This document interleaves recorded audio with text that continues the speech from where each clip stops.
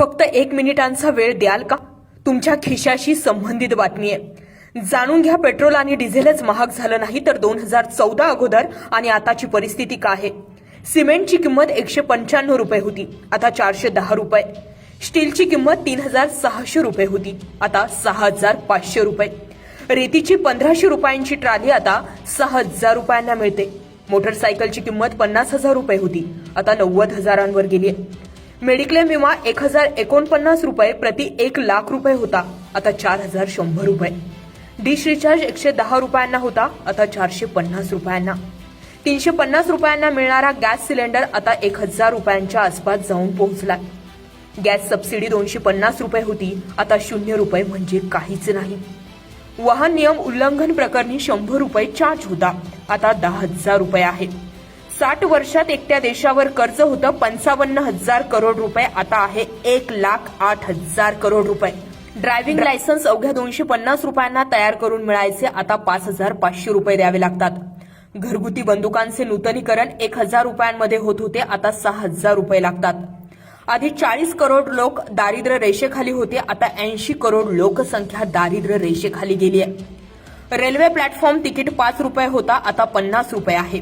रॉकेल 20 रुपये प्रति लिटर होते, आता 60 रुपये प्रति लिटर आहे आणि आता ते मिळणं सुद्धा बंद झालंय. आधी मोबाईल इन्कमिंग फ्री होते, आता चालू ठेवण्यासाठी 79 रुपये प्रति महिना द्यावा लागतोय. एटीएम मधून पैसे काढण्यासाठी 4 रुपये होता, आता 3 पेक्षा जास्त वेळा काढल्यास प्रत्येक वेळी 105 रुपये चार्ज पडतो. जीडीपी अधिक 11% होता, आता -24% आहे.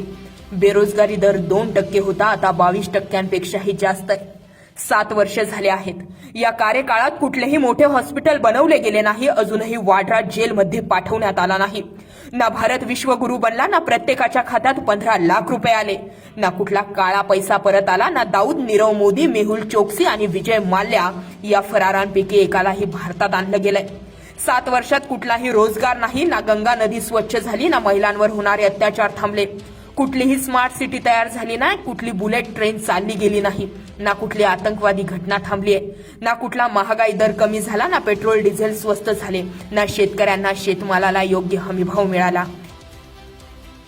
एकही काश्मीरी पंडित घरी नाही परतला, ना स्टार्टअप इंडिया, ना मेक इन इंडिया, ना स्किल इंडिया, ना कुठला डिजिटल इंडिया. आता तरी विचार करा, कारण आता झळ आपल्या खिशाला पोहोचते. मोदी, नेहरू, गांधी यांच्याशी आम्हाला काहीही घेणं देणं नाही. आम्हाला फरक पडतो तो आमच्या खिशाला पोहोचणाऱ्या झळीबद्दल.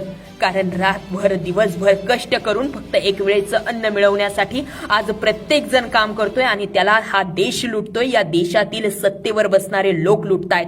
व्हिडिओ शेअर करा आणि काय वाटतं ते आम्हाला कमेंट करून नक्की कळवा. सर्वसामान्यांपर्यंत हा व्हिडिओ पोहोचला पाहिजे याची जबाबदारी आज मी तुमच्यावर सोडते. धन्यवाद.